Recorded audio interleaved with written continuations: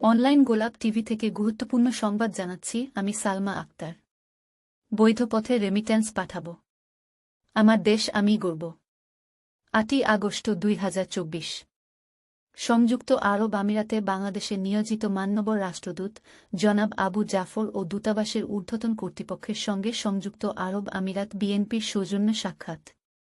বাংলাদেশ জাতীয়তাবাদী দল বিএনপি সংযুক্ত আরব আমিরাতের সম্মানিত সিনিয়র যুগ্ম আহ্বায়ক জনাব প্রকৌশলী মোহাম্মদ সালাউদ্দিন এবং সম্মানিত যুগ্ম আহ্বায়ক জনাব হাজী শরাফত আলী এর নেতৃত্বে যারা উপস্থিত ছিলেন।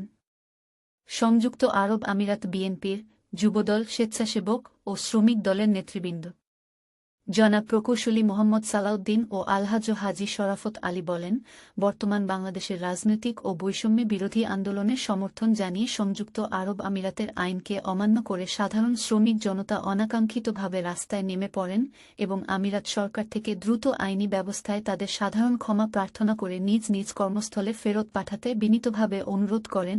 বাংলাদেশের সাথে আমিরাতের সুসম্পর্ক বাড়াতে এবং শ্রমবাজার যেন পুনরায় সচল করা যায়, সে সাথে বৈধ পথে রেমিট্যান্স পাঠানো নিয়ে দীর্ঘ ৩ ঘণ্টাব্যাপী গুরুত্বপূর্ণ আলোচনা করেন।